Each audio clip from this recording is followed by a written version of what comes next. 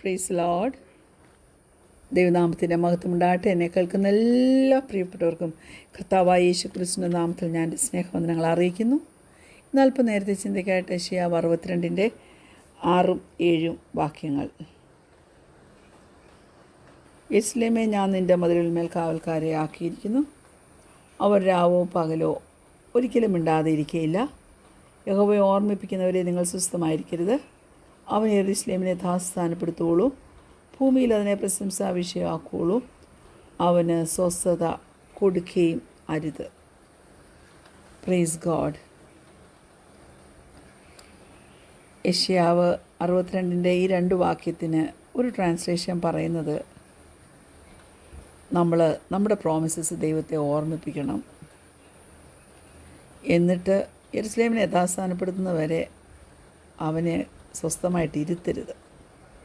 സ്തോത്രം. ദൈവമക്കളെ, ഞാൻ നിങ്ങളോട് പറയട്ടെ, നമ്മൾ ദൈവത്തിൻ്റെ പ്രോമിസസ് അവനെ ഓർമ്മിപ്പിക്കണം. അവൻ ഉത്തരം തരാതെ കാമായിട്ടിരിപ്പാൻ നാം അനുവദിക്കരുത്. ഇത് ജോൺ ഹൈഡ് എന്ന് പറയുന്ന ഇൻ്റർസെസർ ഈ പാസേജ് നമ്മെ പഠിപ്പിക്കുന്നത് എങ്ങനെയാണെന്നറിയാവോ? നമ്മൾ സഹിഷ്ണുതയോടെ, പെർസീവറൻസോടെ മറുപടി കിട്ടുന്നത് വരെ എങ്ങനെ പ്രാർത്ഥിക്കണമെന്ന് നമ്മളെ പഠിപ്പിക്കുന്നുണ്ട്. ഈ ഹൈഡ് വളർന്നത് ഇല്ലിനോയ്സിലാണ്, കർത്താച്ച് എന്ന് പറഞ്ഞ സ്ഥലത്ത്. ഒരു പാസ്റ്ററിൻ്റെ വീട്ടിലാണ് അവൻ വളർന്നത്. മക്കോർമിക് സെമിനാരിയിൽ അവന് ഓവർസീസ് ഇവാഞ്ചലിസം ചെയ്യുവാൻ തക്കവണ്ണം സമർപ്പണമുണ്ടായി. അതുകൊണ്ട് ഗ്രാജുവേറ്റ് ചെയ്തിട്ട് അവന് ഇന്ത്യയിലേക്ക് വന്നു. അവൻ്റെ ട്രാവലിംഗ് മിനിസ്ട്രിയിൽ വില്ലേജ് ടു വില്ലേജിലേക്ക് പോയപ്പോൾ താൻ ജോണിനെ കൂടെ കൊണ്ടുപോയി. പക്ഷെങ്കിൽ അവൻ്റെ പ്രീച്ചിങ്ങിൻ്റെ റിസൾട്ട് എന്താണെന്ന് വെച്ചാൽ, യെശയ്യാവ് 62 6 7 അവൻ കണ്ട് അതിൻ്റെ സത്യം മനസ്സിലാക്കി അത് ബിലീവ് ചെയ്യുന്നത് വരെ ഒരു റിപ്പൻറ്റൻസും ആർക്കും ഉണ്ടായില്ല. അതിനുശേഷമാണ് റിപ്പൻറ്റൻസ് ഉണ്ടാകാൻ തുടങ്ങിയത്. 1908 ആരംഭത്തിൽ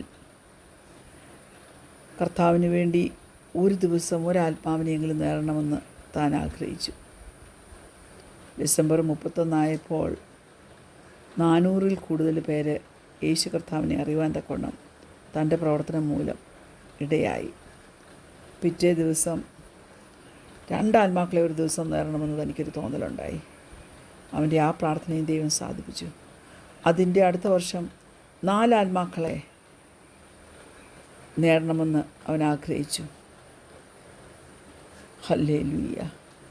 ഒരിക്കൽ അവനൊരു കുടിലിൻ്റെ മുമ്പിൽ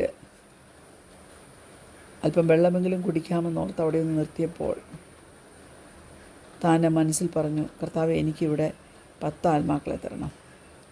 അവൻ എന്നിട്ട് ആ ഫാമിലിയോട് സുവിശേഷം പ്രസംഗിക്കുവാൻ തുടങ്ങി. ആ വിസിറ്റിൻ്റെ അവസാനമായപ്പോൾ ആ ഫാമിലിയിലുള്ള എല്ലാവരും 9 പേരും വന്ന് രക്ഷിക്കപ്പെട്ടു. പക്ഷെ അവൻ ചോദിച്ചു, കർത്താവേ, എന്തിയേ? ഞാൻ 10 പേരെയല്ലേ ചോദിച്ചു, ഒരാൾ എന്തിയേ? ഉടനെ ആ ഫാമിലിയിലെ ഒരു നീസ് പുറത്ത് കളിച്ചുകൊണ്ട് നടക്കുമായിരുന്നു. അവളകത്തേക്ക് കയറി വന്നു. അവളും രക്ഷിക്കപ്പെടുവാൻ തക്കവണ്ണം ഇടയായി. ദൈവത്തിന് നമ്മുടെ പെർസീവറൻസ് പ്രാർത്ഥനയിലുള്ളത് കാണുവാൻ ആഗ്രഹിക്കുന്നു. ഉത്തരം തരുന്നതിന് മുമ്പ് നാം വളരെ വിശ്വസ്തയോടെ ഏണസ്റ്റായിട്ട് പ്രാർത്ഥിക്കുമ്പോൾ ദൈവത്തിൻ്റെ ഹൃദയം ചലിക്കും. അവൻ നമുക്ക് ഉത്തരം തരും. കുഞ്ഞെ, പ്രാർത്ഥിക്കുവാനുള്ളൊരു ഡിറ്റർമിനേഷനോടുകൂടിയുള്ളൊരു ഹൃദയം നിനക്കുണ്ടോ? നമുക്ക് പെർസീവറൻസോടുകൂടി പ്രാർത്ഥിക്കാം. ഉത്തരം തീർച്ചയായിട്ടും ദൈവം തരും. എഡ്വേർഡ് പേയ്സൺ ഇങ്ങനെ പറഞ്ഞിട്ടുണ്ട്, prayer is the first, second and third important thing for a servant of God.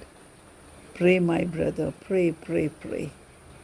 ദൈവപൈതലേ, നീ അതിനായി നിന്നെ സമർപ്പിച്ചു കൊടുക്കുക. കർത്താവ് നിന്നെ സഹായിക്കും. അതുകൊണ്ട് പ്രാർത്ഥനയിൽ വിശ്വസ്തത വളരെ ആവശ്യമാണ്. ഡോക്ടർ വിൽബർ ചാപ്മാൻ തൻ്റെ അനുഭവത്തെക്കുറിച്ച് ഇങ്ങനെ പറഞ്ഞിട്ടുണ്ട്. താനൊരു കൊച്ചു മനുഷ്യനായിരുന്നപ്പോൾ ഫിലദൽഫിയയിലുള്ളൊരു പാസ്റ്ററിൻ്റെ അടുത്ത് പ്രൈസ് ഗോഡ് ചെന്ന് താൻ അവിടെ ഒരു പാസ്റ്ററാണോ എന്നങ്ങ് ആഗ്രഹിക്കുമായിരുന്നു. Praise God. He went to become a pastor in a church in Philadelphia. അവൻ്റെ ഫസ്റ്റ് സെർമൺ കഴിഞ്ഞപ്പോൾ ഒരു പ്രായമുള്ള മനുഷ്യൻ പറഞ്ഞു, ഈ പാസ്റ്ററിൻ്റെ ചർച്ചായിട്ടിരിക്കാനും മാത്രം നിനക്ക് പറ്റത്തില്ല, you are to young.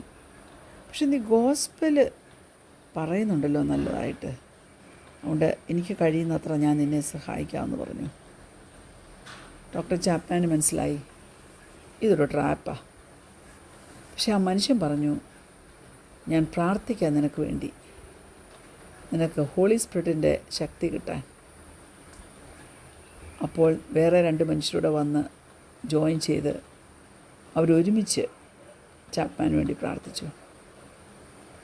Doctor Chapman പറയുന്നത്, എനിക്ക് വേണ്ടി പ്രാർത്ഥിക്കാമെന്ന് അദ്ദേഹം പറഞ്ഞപ്പോൾ എനിക്ക് ഒരു വ്യത്യാസവും തോന്നിയില്ല. പക്ഷേ 3 ആൾക്കാർ വന്ന് പ്രാർത്ഥിക്കാൻ തുടങ്ങിയത് 10 10 20 20 50 50 200 ഓരോ സർവീസിന് മുമ്പ് അവർ 200 പേരോളവും കൂടി പരിശുദ്ധാത്മാവ് ഇവൻ്റെ മേൽ വരുന്നതിന് വേണ്ടി പ്രാർത്ഥിക്കും. പറയുന്നത് പ്രാർത്ഥനയുടെ ഫലമായിട്ട് വലിയൊരു അഭിഷേകത്തോടെയാണ് ഓരോ പ്രാവശ്യവും താൻ സ്റ്റേജിലേക്ക് പുൾപിറ്റിലേക്ക് കയറിയത്. പ്രസംഗിക്കാൻ ഭയങ്കര സന്തോഷമായിരുന്നു. ആ റിസൾട്ട് എന്താണെന്ന് വെച്ചാൽ 1100ഓളം ആൾക്കാർ മാനസാന്തരപ്പെട്ട് ആ ചർച്ചിനോട് ജോയിൻ ചെയ്യാനിടയായി. അതിൽ 600ഓളം പേര് പുരുഷന്മാരായിരുന്നു. ഇതാണ് ആത്മാവിൻ്റെ ഫലം, പ്രാർത്ഥനയുടെ ഫലം. അതുകൊണ്ട് സ്പിരിച്വൽ ലീഡേഴ്സിന് വേണ്ടി, സെർവൻസ് ഓഫ് ഗോഡിന് വേണ്ടിയൊക്കെ പ്രാർത്ഥിക്കാൻ ദൈവം നമുക്കൊരു ജോലി ഏൽപ്പിച്ചിട്ടുണ്ട്. അവരുടെയൊക്കെ മിനിസ്ട്രിക്ക് വേണ്ടി നമ്മൾ പ്രാർത്ഥിക്കണം. പ്രയർ സപ്പോർട്ട് നമ്മൾ സ്പിരിച്വൽ ലീഡേഴ്സിന് കൊടുക്കണം. സെർവൻസ് ഓഫ് ഗോഡിന് നാം കൊടുക്കണം. ദൈവം ഈ ലോകത്തെ ഷേപ്പ് ചെയ്തത് തന്നെ പ്രാർത്ഥന മുഖേനയാണ്. ഈ ലോകത്തിൽ എത്രയും പ്രേയേഴ്സ് ഉണ്ടോ, എത്രയും പ്രാർത്ഥനകൾ ഈ ലോകത്തിൽ നിന്ന് വരുന്ന അത്രത്തോളം ഈ ലോകം നന്നാകും. പ്രയർ എത്രയും സ്ട്രോങ് ആയിരുന്നാൽ മാത്രമേ ഈവിളായിട്ടുള്ള സംഗതികളോട്, ദുഷ്ടതയോട് നമുക്ക് ചെറുത്ത് നിൽക്കാൻ പറ്റത്തുള്ളൂ. ഒരിക്കൽ ഒരു കഥ ഞാനിങ്ങനെ വായിച്ചിട്ടുണ്ട്. ഒരു മനുഷ്യനൊരു പട്ടണത്തിലേക്ക് വന്നു. അപ്പോൾ ആ മനുഷ്യൻ കണ്ടു ആ പട്ടണത്തിലുള്ള ആരും ഷൂസ് ധരിക്കുന്നില്ല, എല്ലാവരും നഗ്നപാദങ്ങളുമായിട്ടാണ് നടന്നത്. അപ്പോൾ എന്തുകൊണ്ടാണ് ഷൂസ് ധരിക്കാത്തതെന്ന് ചോദിക്കണമെന്ന് ഇദ്ദേഹം തീരുമാനിച്ചു. നിങ്ങൾക്ക് ഷൂസിനെക്കുറിച്ച് അറിയാൻ മേലേ എന്ന് അവിടെ താമസിക്കുന്ന ഒരു വ്യക്തിയോട് ഇദ്ദേഹം ചോദിക്കാനിടയായി. ഉടനെ ആ മനുഷ്യൻ പറഞ്ഞു, യെസ് ഓഫ് കോഴ്സ് എന്ന് പറഞ്ഞു. ഈ ഷൂസിൻ്റെ യൂസ് നിൻ്റെ കാലിനുള്ളത് നിനക്കറിയാമോ എന്ന് ചോദിച്ചു. അറിയാമെന്ന് പറഞ്ഞു. പിന്നെന്താ നീ ധരിക്കാത്തതെന്ന് ചോദിച്ചു. ആ ചോദ്യം ചോദിച്ചപ്പോൾ ആ മനുഷ്യൻ ഇങ്ങനെ സ്റ്റക്കായിട്ട് നിന്നു. പിറ്റേ ദിവസം താൻ പോയപ്പോൾ നല്ല സ്നോഫോൾ ഉണ്ടായിരുന്നു. അവിടെയും ബെയർ ഫുട്ടഡായിട്ട് ആൾക്കാർ നടക്കുന്നത് കണ്ട് താൻ ചോദിച്ചു, ഷൂസിനെക്കുറിച്ച് അറിയത്തില്ലേ? ആ മനുഷ്യൻ പറഞ്ഞു, അറിയാം. അവിടെയുള്ള ബിൽഡിങ് കണ്ടില്ലേ, അതൊരു ഷൂ ഫാക്ടറിയാണ്. ഞങ്ങൾക്ക് ആ ഫാക്ടറിയെക്കുറിച്ച് വലിയ അഭിമാനമാണ്. ഞങ്ങളവിടെ എല്ലാ ആഴ്ചയും കടന്നു ചെല്ലുമ്പോൾ ആ ഫാക്ടറിയുടെ ചാർജുള്ള മനുഷ്യൻ ഷൂസിനെക്കുറിച്ച് എല്ലാം പറഞ്ഞു തരും. ഷൂസെല്ലാം എക്സ്ട്രാ ഓർഡിനറി ആയിട്ട് ഞങ്ങൾക്ക് തോന്നാറുമുണ്ട്. പിന്നെ എന്തുകൊണ്ട് നിങ്ങൾ ധരിക്കുന്നില്ല, നിങ്ങളത് കാലിലിടുന്നില്ല? മിക്കവാറും ഇതുപോലെയാണ് പ്രാർത്ഥന. പ്രാർത്ഥനയെക്കുറിച്ച് എല്ലാം അറിയാം, പ്രാർത്ഥനയുടെ ഉപയോഗം അറിയാം. ഇവിടെ ഷൂസ് പ്രൊഡ്യൂസ് ചെയ്യുന്ന വലിയൊരു ഫാക്ടറി ഉണ്ട്. അതായത് ഒരു വലിയ പ്രാർത്ഥനാക്കൂട്ടവും കുഞ്ഞെ നിനക്കൊണ്ട് കൂടെ പോയിരുന്ന് വേണമെങ്കിൽ പ്രാർത്ഥിക്കാൻ. പക്ഷെ നീ പ്രാർത്ഥിക്കത്തില്ല. ശരിയാണോ? പ്രയർ എന്ന് പറയുന്നത് ഒരു എക്സ്ട്രാ ഓർഡിനറി പവറാണ് നമുക്ക് കിട്ടുന്നത്. നമ്മുടെ ജീവിതത്തിൽ അത് വലിയ ഇമ്പോർട്ടൻറ്റാണ്. അതുകൊണ്ട് നിനക്ക് പ്രാർത്ഥിക്കാൻ തോന്നുന്നില്ലെങ്കിലും ഇത് ദൈവവുമായിട്ട് നീ ചെയ്തൊരു ഉടമ്പടിയാണെന്ന് മനസ്സിലാക്കി പ്രാർത്ഥിക്കുവാൻ നിനക്ക് കഴിയണം. അതിന് നിങ്ങളെ ഓരോരുത്തരെയും ദൈവം സഹായിക്കട്ടെ. കണ്ണുടയ്ക്കാൻ പ്രാർത്ഥിക്കാൻ. ഞങ്ങളെ സ്നേഹിക്കുന്ന ഞങ്ങളുടെ നല്ല ദൈവമേ, സ്വർഗീയ പിതാവേ, നല്ല സമയത്തിനായിട്ട് ഞങ്ങൾ അതിനെ സ്തുതിക്കുന്നു, സ്തോത്രം ചെയ്യുന്നു.